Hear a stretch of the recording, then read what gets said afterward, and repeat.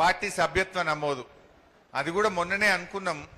కానీ ఈ మధ్యలో ఎస్ఐఆర్ వచ్చింది. రెండు ఒక్కసారి అయితే మళ్ళీ మనం ఆ పన ఈ పన కార్యకర్తలకు ఇబ్బంది అవుతుంది. ఇదైతే 25 తారీఖు అయిపోతుంది. 25 తారీఖు 26 తారీఖు ఈ ఎస్ఐఆర్ అయిపోతే మనం వెంటనే సభ్యత్వ నమోదు కార్యక్రమాన్ని దీని తర్వాత మనం ప్రారంభం చేసుకుందాం. అంత ఆన్లైన్ సభ్యత్వం, డిజిటల్ సభ్యత్వం ఫోన్లలోనే చేసుకున్నాడుగా, ఫోన్ పే అంతా. ఈ రాయిండ్రంటే బుక్కులు నింపుతున్నారు కొంతమంది, సరిగా చేస్తలేరు.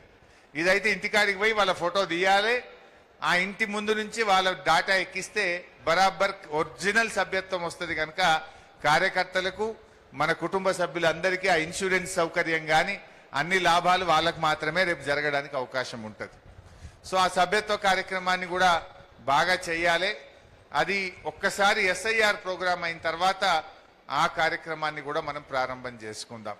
వచ్చే 10 రోజులు మాత్రం నేను భూపాలన్న కూడా చెప్తున్నా, ఒక్కొక్క మండలం ఒక్కొక్క ఊరు మీరు కూడా తిరిగి ఏ ఊర్లలో తక్కువైతుందో ఆ ఊర్లలో పోవాలి, కూసోవాలి, మోటివేట్ చేయాలి. అన్ని ఓట్లను కూడా నమోదు చేయించే ప్రక్రియ ప్రత్యేకమైన దృష్టి పెట్టాలి. నారాయణఖేడ్ ఒక టిపికల్ ఇది. కొందరు బీదర్ల కర్ణాటక రాష్ట్రంలో ఉంటారు, కొందరు బొంబాయిల మహారాష్ట్రాలు ఉంటారు, కొందరు హైదరాబాద్లు ఉంటారు, బిహెచ్ఈఎల్ ఉంటారు, కొందరు విదేశాల్లో ఉంటారు.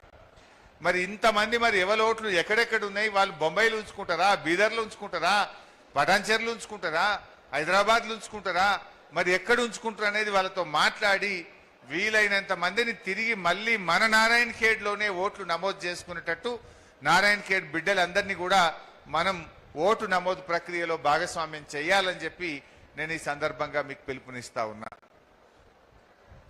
ఇకపోతే నిన్న మొన్న ఏమైతుందో మీరు చూస్తూ ఉన్నారు. రాష్ట్రంలో ఏమైతా ఉంది? నిన్న షాద్ నగర్లో ఒక సైకో, రాజ్ కుమార్ అనే ఒక సైకో 3 పిల్లల్ని 3 పెద్దవాళ్ళను 6గురిని గొంతు కోసి చంపాడు. ఎంత బాధ అనిపిస్తుంది. అలా ఇంకా బాధ కలిగేది ఏంటంటే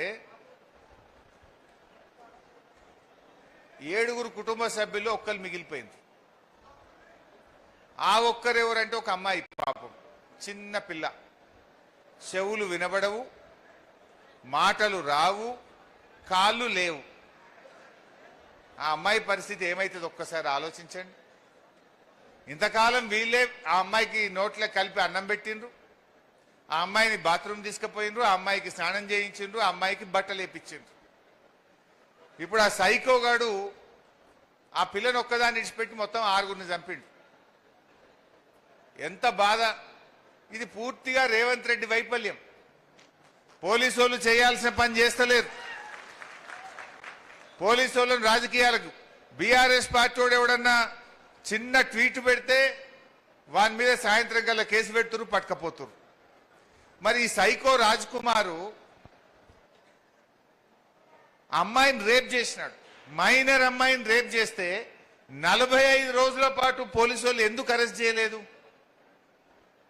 45 రోజుల పాటు మీరు అరెస్ట్ చేసి పోక్సో చట్టం కింద వారిని జైలుకు పంపితే ఇవాళ ఈ 6గురు ప్రాణాలు కాపాడబడేవాళ్ళు కదా.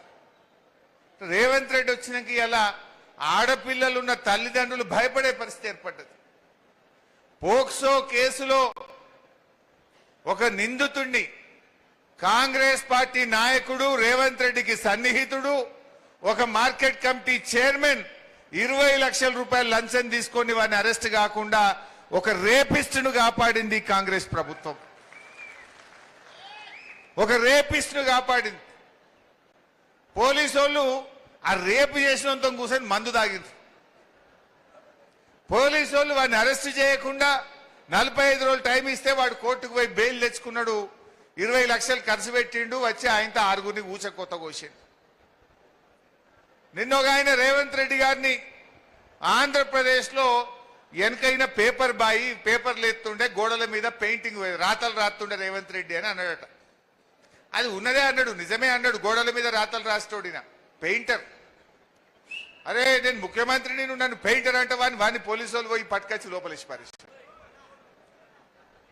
మా గీత ఏదో పోస్ట్ పెట్టి గీతమ్మ మీద కూడా పోలీస్ స్టేషన్లో కేసు పెట్టారు. నల్లబాలు అని పటాన్చెర్లు ఉంటాడు, ఓ చిన్నగా రేవంత్ రెడ్డి తప్పు చేసిండు అని ఒక ట్వీట్